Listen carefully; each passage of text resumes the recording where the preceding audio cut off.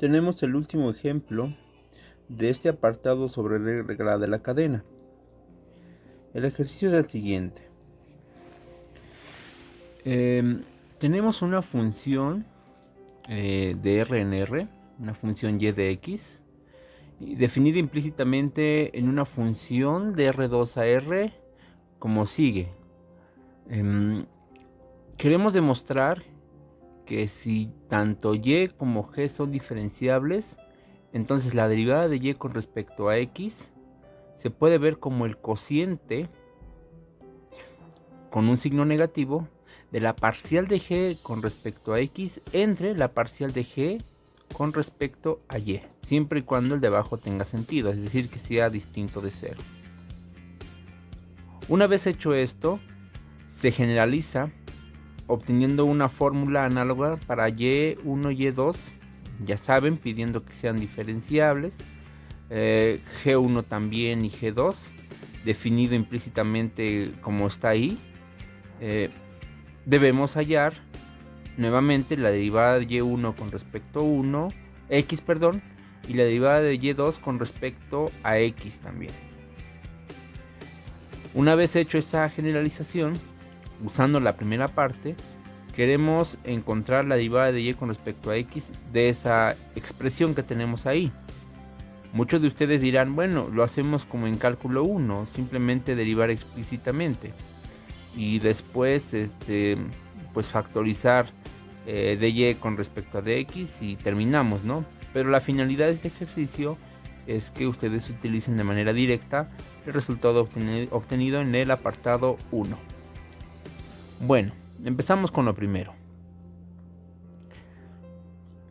Como dijimos que tanto y como g son diferenciables, entonces no nos tenemos que limitar al uso de regla de la cadena.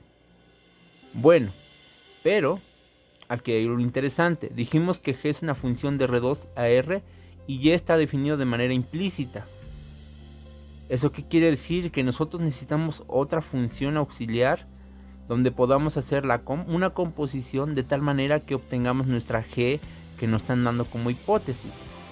Y de manera natural, ¿quién sería esa h? Pues lo que está diciendo es que mandas a x a la pareja x, y de x.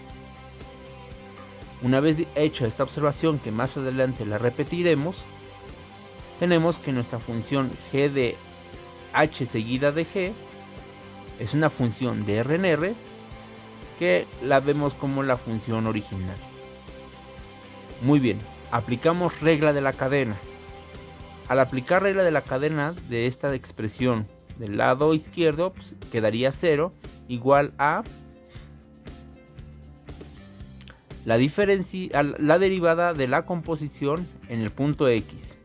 Y eso es por regla de la cadena igual a la derivada de g en el punto h de x por la derivada de h en x.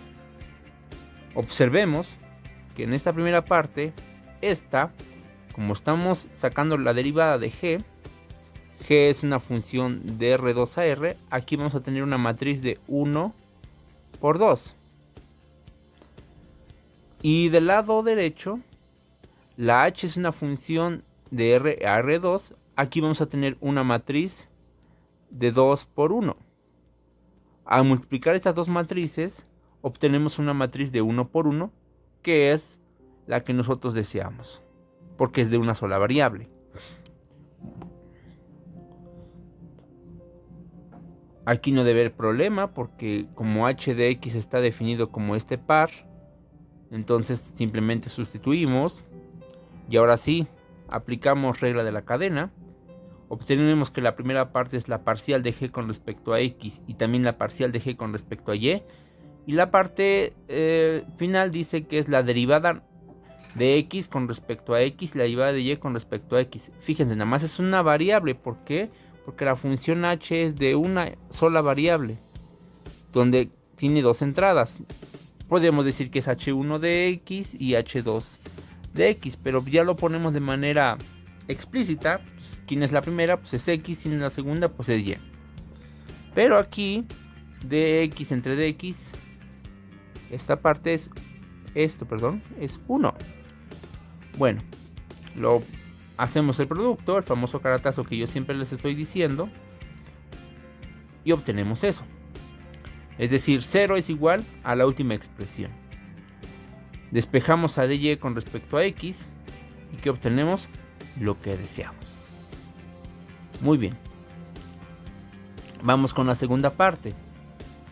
Como les había dicho, hace rato usamos una función auxiliar h que va de r a r2. Ahora va a ser una h garigoleada, o no sé cómo decirle, una h tilde, que va a ir ahora de r a r3, que va a ser definido de manera natural como la x que manda a la entrada x, a la entrada y1, a la entrada y2. Haciendo lo mismo que hicimos en el apartado anterior, solo cuidando que ahora es funciones de r a r3 y de r3 a r, notamos que aquí, en esta parte, tenemos una matriz de cuánto por cuánto, de 1 por 3, y aquí de 3 por 1.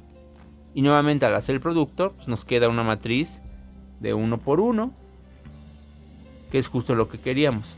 Ahora aquí nuevamente simplificamos dx entre dx, hacemos las cuentas, y al final despejamos a g1 de x con un signo negativo. Todo este proceso lo repetimos para g2 y hacemos lo mismo. Ojo, si se dan cuenta, aquí tenemos algo súper interesante. Si lo que nosotros estamos buscando es la derivada de y1 con respecto a x y la derivada de y2 con respecto a x, aquí tenemos un sistema de dos ecuaciones con dos incógnitas. Entonces, para que esto tenga sentido y tenga solución, tenemos que pedir que el determinante formado por ese sistema sea distinto de 0 para toda x.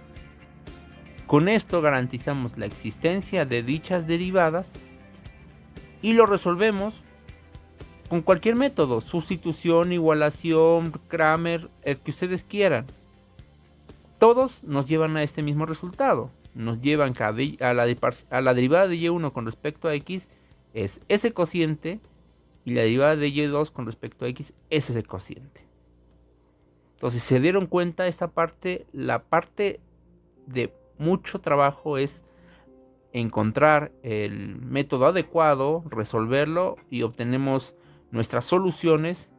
Pero todo esto nos ayudó a ver cómo podemos apoyarnos de una función auxiliar que nos garantice la existencia de dichas funciones. Ahora sí, con todo lo que acabamos de ver, ahora sí podemos poner a g de xy como ese ejemplo.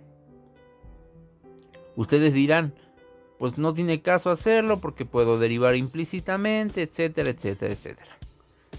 Pero haciendo uso del resultado que vimos, ¿quién es la derivada de g con respecto a x? Pues simplemente es 2x. ¿Y quién es la derivada parcial de g con respecto a y? Pues es 3y más e a la y. Así de fácil. No hay nada que hacer.